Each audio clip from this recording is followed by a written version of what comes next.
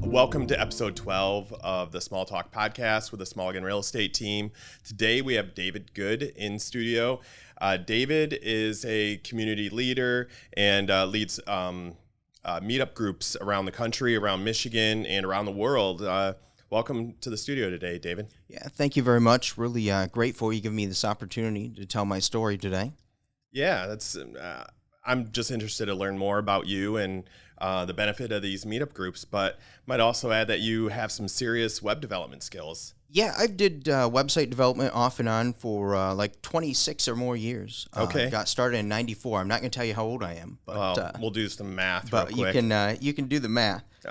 But yeah, primarily these days I just run meetup events, and then I'm just getting back into website development. Cool. So, like, what's the benefit to you for these meetup groups? Like, what are you trying to get out of it? So, I went to some meetups in the late 2000s, and then when I had a bad relapse of depression, I started going to a board game meetup. I didn't have many friends because my friends got married and had kids, moving away. Sure. So I wanted to make more friends, made some friends at a board game meetup, and then in 2014 decided to start my own first meetup called Michigan Geeks. And then 2016 started a second one for introverts and shy people because I was a really shy person, didn't have the ability to have a conversation with someone. Really? Yeah, first meeting I hosted, I did it at a Panera Bread by my house where I was living. I went there, I had the shakes the whole time. I barely spoke to anybody, but like 7 other people showed up. They had a good time, and they're like, when are we going to do this again? So I started doing them every other week, and then soon every week, and then multiple times per week. And then other people joined the group, and they're like, hey, we want to help too. And they were doing events that I couldn't do and would never think of. So we just started doing more and more events, and then we started a group for introverts and shy people, 2016. And in 2019, we actually had 4 engagements and marriages. Wow. From Michigan Geeks alone, something I never expected. And people were like, these groups are really helping us. And people were saying like, yeah, these groups are really helping us and stuff. People inside the group actually got married? Yep. Okay. Yeah, 4 couples met and got married inside the group. Was that the Geeks group or the Yeah, that Introverts? was Michigan Geeks. Okay, is that still going on, that group? Oh, yeah. Yeah, that Okay. one meets every Friday at Cafe Boba. And that's since 2016? Since 2014, Michigan Geeks, and we've been meeting every Friday at Cafe Boba since 2016. Okay. And is that your longest running meetup group? Yeah, that's the longest running group. Main reason I do these groups, little bit of a selfish reason. I have treatment-resistant depression, and so if you have depression, you need to do something altruistic in your life to give yourself a purpose. Mm-hmm. And so running these meetups and helping other people gives me a purpose. And I thought it was kind of selfish, but someone actually told me, no, by helping others, you're helping to heal others and heal yourself. Oh, that's really powerful stuff. I mean, so it's kind of like your medicine, but it's also helping other people at the same time. Yeah, that's true. And totally byproduct of that is, marriages and friendships and all of that. That's super cool. I know you can't like go into it setting a goal for people to get married, but it's really cool that it's happening. And then I've got all kind of people that help out locally. Like my friend Duncan does video game events and anime events, and my friend Crystal, like before she came to my group, she couldn't even. It took her 4 months just to come, and she had severe social anxiety. But I taught her how to work on it, and she came every week and worked on it. And a year later, she was hosting most of the events in the Introverts group. And she moved away a little bit. She's going to come back. We're going to get that group started again. And then on the east side of the state, my friend Mizuho, who came to one of my Zoom meetings, my international Zoom meetings. So she was going to hang up when I asked where she was from. She's a Japanese scientist, research scientist at U of M. And but she stayed, and after 3 months, after making no progress on social anxiety her whole life, after 3 months, she was like, I'd like to start my own group in Ann Arbor. Could I start a group for you in Ann Arbor? And now every week she helps other people with their social anxiety, and every week her social anxiety gets better. Sure, that's really powerful stuff. Yeah. There's actually a saying in real estate, your vibe attracts your tribe. Yeah. So you having these groups to help yourself, you're bringing in other people that maybe have something similar, or something in common with you, and then they're going to do the same thing. That's powerful stuff to be able to contribute to people in that way. So that's really cool. So what's like one of the I guess off the wall meetup groups that you've run? Maybe is there a type of group that you've done that like people wouldn't think of as a group? Not really. Mine are pretty chill. I have chronic migraines, so like I can't do too many exciting events. I can't risk getting a migraine triggered. So mine are mostly like meet at a restaurant or meet at a cafe and chill. But when I had a friend Mariella, and when she was in town, she wasn't a geek at all, but she loved hanging out with us because the second time she came to my group, she met her boyfriend. They were together 4 years. She'd organized this big wine tour event in the summer. Amazing event. I still keep it on, but back then I wasn't well enough to go on it and drive. But so we go to 8 different stops, and I'm one of the designated drivers. We have designated drivers. People ride with us. 8 different stops from Fenville, Saugatuck to Holland, and then we all get dinner in the evening. Yeah, we're at in like Saugatuck and Fenville. Are you going? Let's see. So Fenville, there's Fen Valley. I can't remember all the stops right now, but we go to Saugatuck. I make sure I go to the old-fashioned ice cream soda fountain. That's my favorite. Okay. And we go to the brewery and the Blue Star Highway. Okay. And then I can't remember all the stops, but there's some stops in the country, and then we end up in Holland, go to some places there, and go to the Holland Peanut Store, and it's a real fun day. Yeah, I think you would really be able to form some real relationships with people, whether it's friends or more than that. But it's really cool that you're doing that. We've had people move away, and then before COVID, like they would all come back to Grand Rapids to like hang out again because they were such good friends that moved away for work and stuff like that. Yeah. So that's awesome. What is your like goal of doing these meetup groups? Like, what are you hoping to get out of it for yourself? So now I've got the international meetups in 22 cities around the world. It started as a way to get people through COVID lockdown. So my groups moved to meet at parks the summer of 2020 once it warmed up.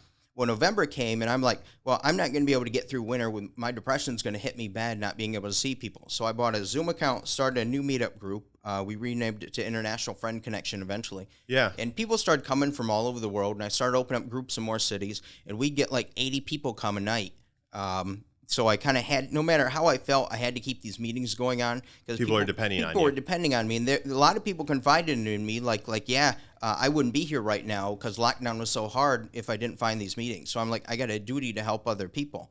So now my life goal is to help 1 million people within 10 years. Don't know how I'm going to do that, but we'll figure it out. You're making progress. That's amazing. I think COVID for a lot of people, I think probably was hard, right? Like if you choose not to go out and be around people, that's one thing. But if you're not allowed to do it, that's a totally different animal. It's like, and what's interesting now, they're finding that like social isolation and loneliness is like one of the top societal problems, that it's worse than like smoking and cancer.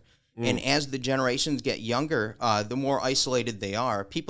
There's a book by Johann Hari called Lost Connections, says the prevalence of like depression in Western countries coincides with like the more that people are getting away from communities. Because like people back in the old days, they go to church a lot and things like that, and they would have a lot of churches and a lot of community organizations. Now people are like staying home by themselves, and they're lonely, and they get depressed, and they wonder why they're depressed. Well, it's because they don't have real friendships. Yeah, I think that's I've heard a lot about that. But back when I was a kid, there wasn't social media, and to find out what your friends were up to, you had to pick up the phone or go visit them. And now, like, I feel like we see a lot of what people are doing on social media, and it's like, it's almost enough in some ways, like to not like need to call somebody just to see what they're up to, because you kind of know, on social media, but it's a totally different experience. But psychologically, there's that need.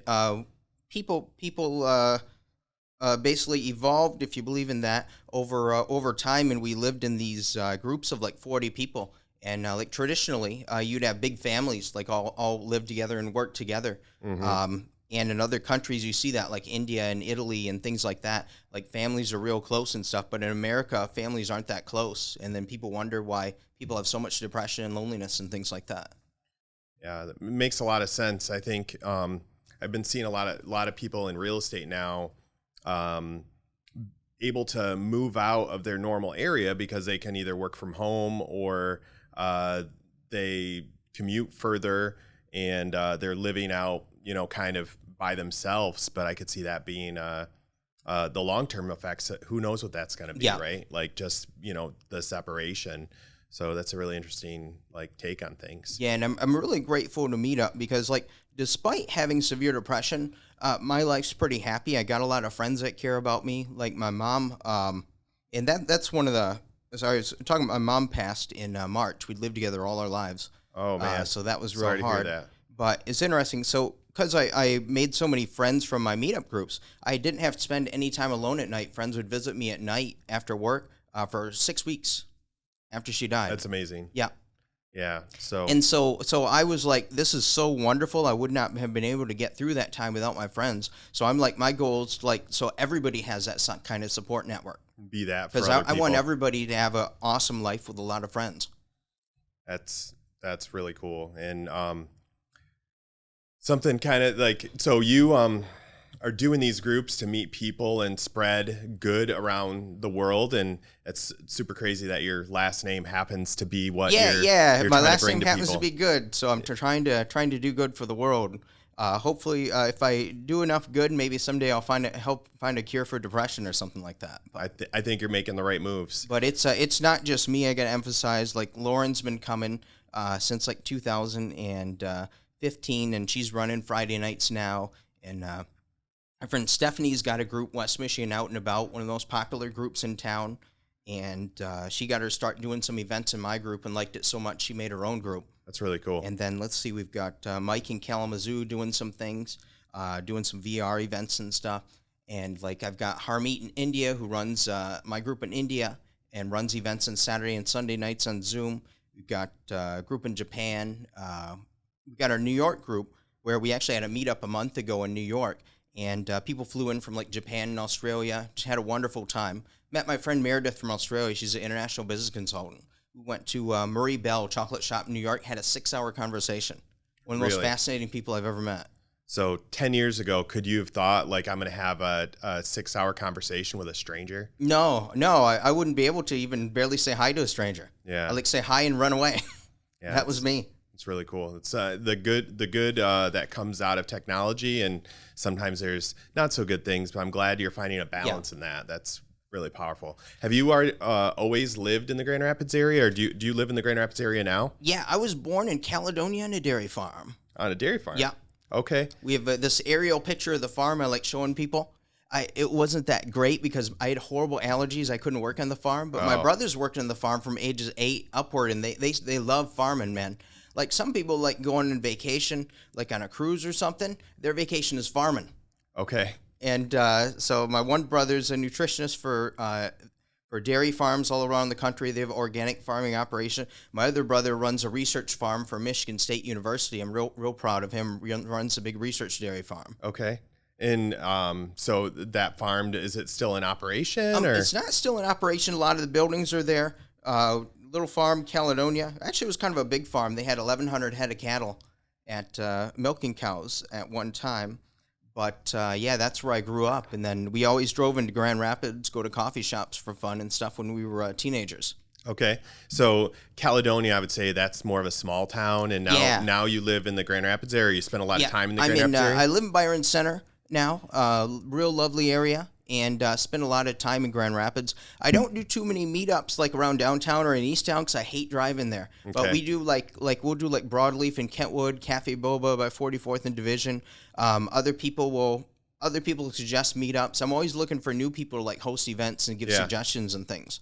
Yeah, would you consider yourself more of a small town kind of guy and just like the draw of the big city? Yeah, I went to New York, and I'm like, oh, it'd be awesome to live here. But then I got thinking, so if you live in New York, you got to like walk to the grocery store through all the snow and sleet, and then you got to get your groceries. You got to bring them back and walk back to your apartment.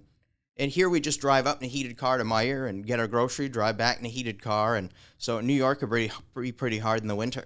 Yeah. Could you ever see yourself living in a place like New York? Or I don't know. You got to have a lot of money. I ate dinner with someone who made enough to live in Times Square. I won't tell you how much the rent is there, but I'm sure it's crazy. But I've watched, crazy. Those HGTV things and listen to Ryan Serhan's book, and just the price of like 600 square foot apartment is crazy. So. Yeah, Grand Rapids, much nicer place to live. We got some of the best medical care too. Wonderful place to live. Yeah. So tell me, what else do you like about living in Grand Rapids? Like what keeps you here? Well, mostly mostly what keeps people in an area is kind of like their friends and family. Like I got a lot of friends in this area, but Grand Rapids has a lot of cool place. Kind of grew up. Yeah. I wouldn't really like. I visited all over the country, but I wouldn't really see myself living anywhere else. But I would like to live somewhere else between January and March. Oh, just the but I think everybody would too. Yeah. No, I mean you got to appreciate in the Michigan area. You got to appreciate the seasons, right? Oh, I had one the good woman, with the bad. I had one woman come to my meetups who complained about Grand Rapids. She was like, "Yeah, you guys don't get near enough snow." She was from Russia. So she's like, "I'm rather disappointed. I'm moving up north because they get a lot more snow." Okay. Yeah, that's so I'm a hockey fan. We watch the Griffins. My kids all play hockey, and you're either coming from Canada or you're coming from like Russia, right? Yeah. Like so there's so many different people that come from those areas, and it makes sense with the snow. So yeah. So what are some of the other reasons that you like Grand Rapids? Well, there's a lot of cool places in Grand Rapids. Like one place I like to do an event at is Paris Cafe on 28th Street, or Cafe Paris. They're a little dessert shop. They're a really good deal. They have really good desserts. Mostly I like a city for like the little places like Cafe Boba, Cafe Paris. I love Two Scott's Barbecue. Oh man, yeah, are they are the open? best. I don't know.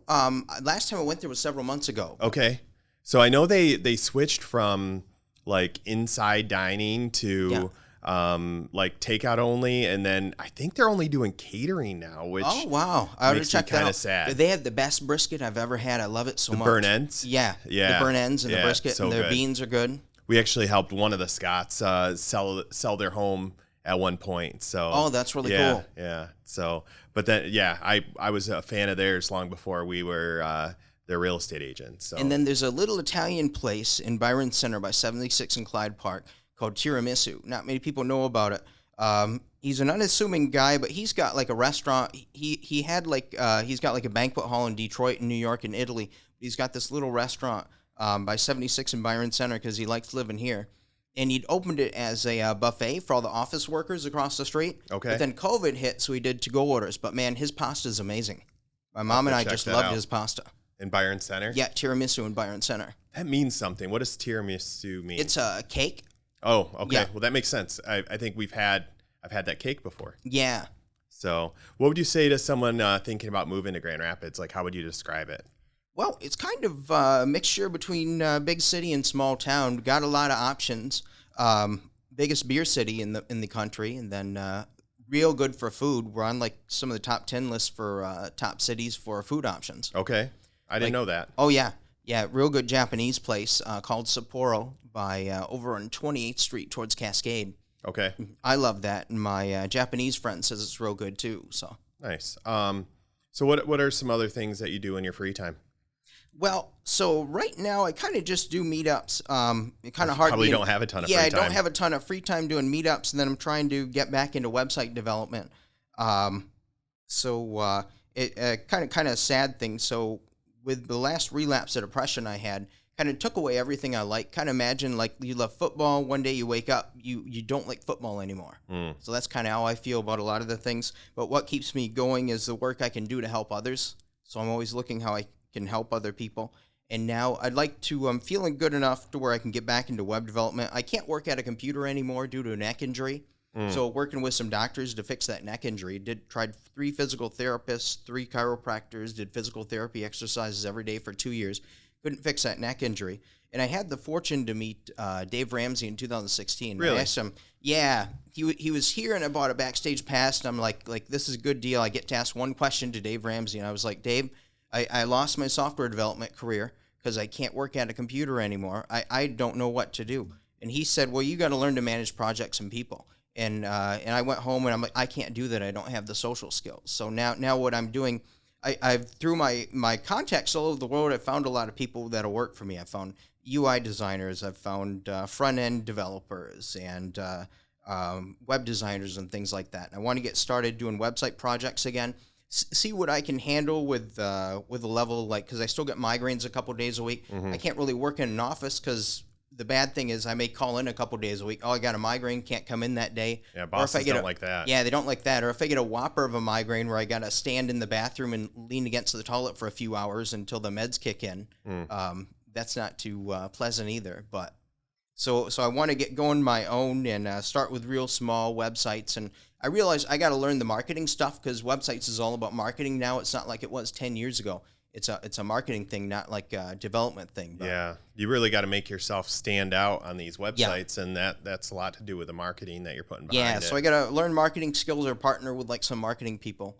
Like I have all the skills to like I started doing websites way back in '94, and then I saw the split coming to where if you're a computer guy, you do back end stuff and programming, and the front end people would be design people. So I picked the back end.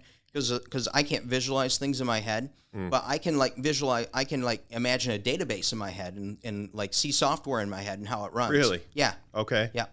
That's something. I got diagnosed extremely high functioning autistic, so I see kind of patterns and connections between things that like a lot of people don't see, and I see details other people miss. But then there's some common sense things that don't make sense to me. Like normal stuff.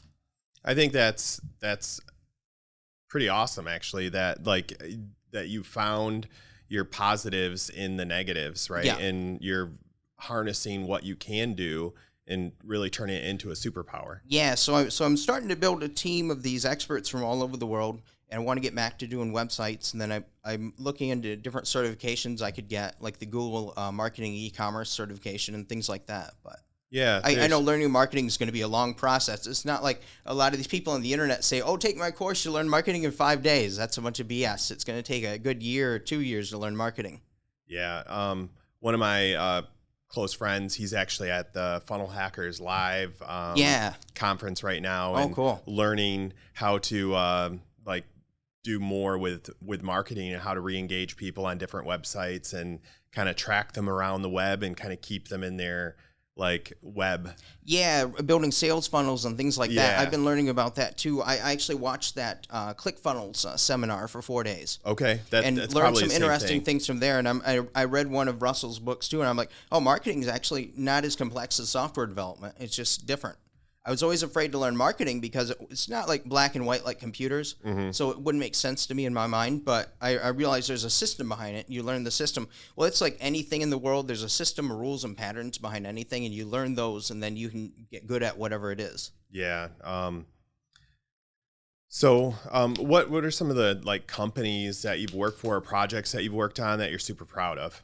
Oh, a long time ago. Let's see. Well, actually, the one I've kept in touch with, there's a little company called Grand Rapids Chair, started mid-'90s. He was my second client. First client was a guy called Turn 4 Racing Collectibles. I was 16. He came. I did a website for the FFA chapter in Caledonia. Okay. He came to their toy show, and he's like, "Oh, could you do a website for me?" And I'm like, "Oh, sure. That sounds good." And I did one. I taught him how to update it. And then he figured out how to get people to his website. And so he started selling more racing collectibles. He was able to quit his job, buy a trailer, and he lived his dream of traveling around to different races around the country and selling collectibles. And he was happy as heck, man. Imagine when you were 16, so we're still trying to figure out your age, but when you're 16, I'm sure that like having a website was more of a uncommon thing than it is today. Like not many nowadays, people knew how to do it or knew how to build websites, and not many businesses had them. But what got you into it, like initially? Well, so the thing was, my dream was to be like a physicist or a scientist, and then the internet. I saw the internet evolve, and I'm like, wow, this is the greatest thing ever invented. You can talk to people anywhere you want from all over the world, and the web got invented. And I'm like, wow, this is really great. I'm going to learn how to do this. So I took independent study in high school and taught myself how to do websites. And like I said, I did that guy for the Racing Collectibles store, then did one for his boss who owned Grand Rapids Chair. I saw them grow from a small company in a small shop. Now they got a huge building in Byron Center and like 500 employees. And wow. My friend Dave Miller, he's retired now. He was real good guy, Dave Miller. A lot of inspiration to me. He gave me some of the best advice when I was young. He said, you want to make a lot of money, you learn marketing and accounting. And I've, of course, being young, I ignored that advice. Because I was like, oh, I can't learn marketing. This computer stuff's easy and it makes sense for me. I'm just going to learn that in development. And then now many years later, I realize I do got to learn marketing and sales and things like that. Dave, I wish I would have listened to you, right? Oh, yeah. I call him up and say, hey, I wish I would have listened to you. But I saw him grow his company from a little small company to this huge business. That's really cool. When I first started getting into the computers, was when AOL would actually charge by the minute. Yeah, and, I remember that. I remember racking up a pretty big bill, and I've had some pretty unhappy parents when they got that. So it's come a long way, right? Yeah, or you'd be on the internet and then be like, I got to use the phone. They're like, hang up the darn phone. Yeah. I could imagine going back and having to do crazy, dial-up. Having to do dial-up and everything. And I recently tried a new internet provider, and it was like 50 megs download and 20 up, and I'm like, this is slow. Yeah, because I got fiber at my place, and you can get a gigabit connection. Really? But okay. I see no difference between a 300 megabit and a gigabit connection for home use. Okay, and you're pretty happy with that. Yeah. Okay. I'm the only one in the house, so. Okay. So if you could, besides the Dave Miller advice, but if you could go back and talk to your 18-year-old self, like what's one thing that you would have said you should do differently or focus on? I would say, definitely learn the sales, marketing, and accounting. And accounting's easy for me, but learn the sales and marketing. Learn the people skills. Because when I was young, I didn't like people because I was bullied all through high school because I was always the weird kid, being a little autistic, and I like different stuff. But and so I grew up not liking people at all. That's why when I went on disability, I isolated myself from the world. I was ashamed of myself for going on disability and like losing my website development business. And I just thought all people were horrible. And that's until later I found Meetup, and I realized there are a lot of good people out there. I was just meeting the wrong people. So I created a place to meet the right people. I meet all these wonderful people. I talk to a couple hundred wonderful people every week now. Yeah, all over the world. You have friends all over the world. And earlier you said you would like to live in a place where you have friends, but really that could be anywhere for you. Yeah, I know. Now kind of the dream is I have these groups in places all over the world. I'd like to make enough money doing web development to kind of I run all my groups as like a nonprofit. It's not a 501c3. No one, don't get that mistake. I run as not for profit. It costs me more than I get from it. Yeah. But I get a lot. I get purpose in life, and I get a lot of friends. I help a lot of people. But now the dream is to be able to visit all these different cities the groups are in and see those people, and then we document it and put it on YouTube. You just got to figure out how to make the money doing website development. But yeah, do you have a YouTube channel? Yeah, we got a small one for International Friend Connection, small YouTube channel with some testimonials from members, and then shows my speech at the Meetup 20th anniversary party in Manhattan. I'll check that out. I was the only organizer in the whole world picked to speak, so I flew to Manhattan, gave a speech on top of the roof, on a rooftop bar in Manhattan view of an Empire State Building. How do you prepare for that? Like I'm not the best at speaking in front of people. They said not to prepare, just speak from the heart. And they said you got about 3 minutes. So the CEO spoke, the whole company, and then I spoke for a couple minutes, and then the founder spoke, and that was the only people that spoke. How'd you feel after? Fired up or like? Yeah, fired. I was shook the whole time. Okay, but it was tough. So what's like one thing that I didn't ask you that you wish maybe I would have? Let's see. Not really. We kind of covered it. So I unofficially kind of volunteer for Meetup as an organizer mentor. So if you want to start a group in Grand Rapids or find out more about Meetup, you can contact me. Or if you start a group, I can hook you up with the other mentors. There's some of the best Meetup organizers in the world, and you can find out how to really grow your groups and things like that. So tell me a little bit about Meetup. So that's an app. Yeah. Yep. It's a website and an app. Okay. And somebody can go on there and search for you groups search, put in your city, you search for local events, and they've been in business 20 years. Just had their 20th anniversary. That's why I was at the party.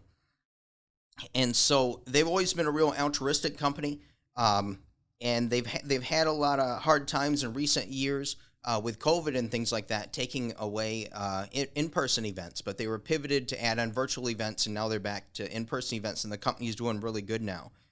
I know Gwen, one of the VPs, I send email back and forth with David Siegel, the CEO, once in a while. Yeah. I was on their podcast a couple years ago, and we kind of became friends. Little bit, not too much, but little bit. Yeah, we'll take it, right? But it's cool. Yeah, he's a cool guy, and Gwen and the other people at Meetup are real cool guys, and they just want to do good for the world, and so they're trying to figure out how to do good for the world and make a profit. And us organizers, a lot of people don't realize we pay Meetup every month to have these groups. Really? Basic organizer subscription is about $200 a year. You can run 3 groups. So like my friend Stephanie runs a real popular group, West Michigan Out and About.